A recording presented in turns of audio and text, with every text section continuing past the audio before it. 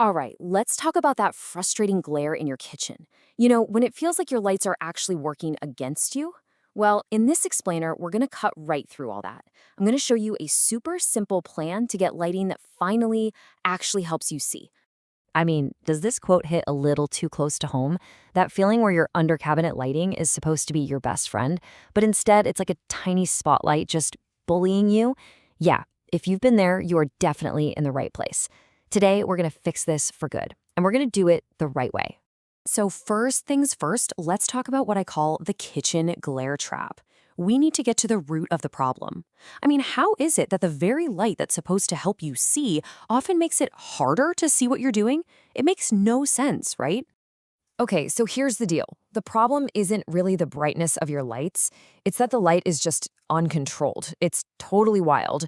It's either hitting your eyes directly from the fixture itself, or it's bouncing off your shiny countertops, like quartz or granite, and just blasting you right in the face. That's where that blinding glare comes from. All right, so let's figure out exactly what's going on in your kitchen right now. I'm going to walk you through a super simple 60-second diagnosis that you can do like tonight to pinpoint the exact kind of glare you're up against. And I'm not kidding. Go grab a white plate or even just a piece of printer paper. Put it right on your counter directly under those lights. This one little action, this white plate sparkle test, is about to reveal everything you need to know. It's that easy. Okay, so what do you see? Look closely. If you see a bunch of tiny, glittery sparkles, almost like little runway dots on the plate itself, that's what we call source glare. But if the plate looks pretty smooth and the counter around it is the thing flashing at you when you move your head, well, that's reflection glare. And trust me, knowing which one you have is absolutely key. And see, that's why this little test is so powerful. Because once you can name your enemy, you know exactly how to fight it. Those sparkles, that source glare. We fix that by diffusing the light. But those flashes, the reflection glare, that's all about placement and dimming. Two different problems, two totally different fixes. No more guesswork. Okay, diagnosis complete. Let's get to the good stuff, the solutions. And the best part is, this all boils down to just 3 core principles. I call it the glare-free trio. This is how you finally take back control of the light in your own kitchen. Yep, just 3 things. That's it. If you can get these 3 concepts right, I promise you will transform your kitchen lighting from this frustrating enemy into like your most helpful sidekick for cooking. So let's break them down. Number 1, diffuse the source. Seriously, this is completely non-negotiable for any under cabinet light. Diffusion is what takes those awful, harsh little LED dots and blends them into one single, soft, beautiful line of light. You want a soft glow, not a row of tiny little headlights staring back at you. Second, and this is a huge one, place it right. Most people get this wrong. You want to mount the light strip near the front lip of the cabinet, not pushed back against the wall. Why? Because that puts the light down onto your food and your task instead of letting it skim across the counter and bounce right up into your eyes. This is the secret weapon against reflection glare. And number 3, control the light. And what I mean by that is you need a dimmer that goes truly low. You know what I'm talking about, right? Most dimmers just go from like surface of the sun down to slightly less bright sun. That's useless. You need a dimmer that lets you dial it way down to a comfortable, gentle glow, especially later at night when your eyes are tired. I love this quote because it just nails the whole mindset shift we need. You don't need more light. You need better light behavior. We have to stop chasing lumens and maximum brightness.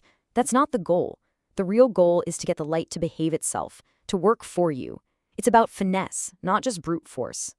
Okay, so we've got our glare-free trio, right? Diffuse, place, and control. Now let's get practical. Let's see how these 3 principles actually help you make smart choices when you're looking at products and trying to figure out what to buy. So this basically breaks down the big 3 options you'll see out there. Honestly, diffused LED strips are usually the winner because they give you that seamless, totally even wash of light. Light bars can be good too. They're often easier to install, but you have to make sure they have a frosted lens and that they can dim way down. Otherwise, you're just trading one problem for another. And this little story just says it all, doesn't it? I wasn't cooking, I was negotiating with glare. So relatable.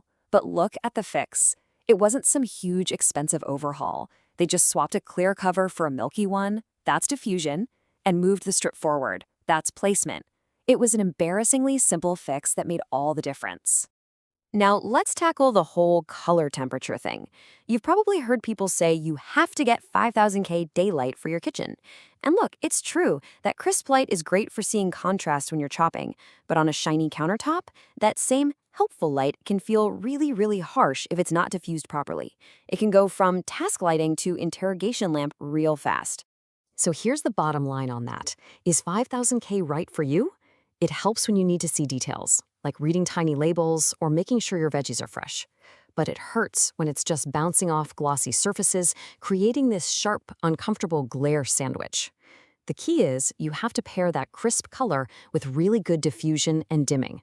Color temperature alone can't solve a glare problem. Okay, we've covered a lot, from figuring out the problem to the 3 golden rules for fixing it. So now, let's boil this all down into your very first actionable step. Something you can do literally tonight. Your mission, should you choose to accept it, is to just do the white plate test tonight. Seriously, if you do nothing else from this explainer, do that.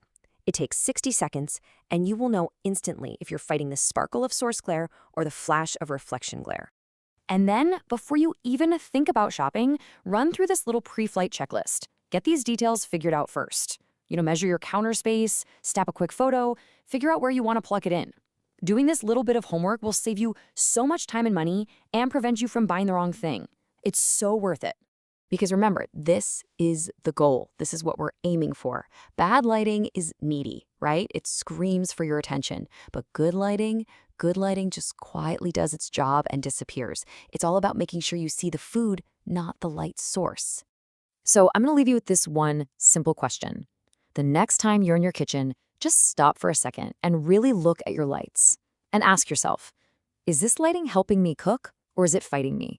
Because once you answer that question for yourself, you'll know exactly what your next step should be.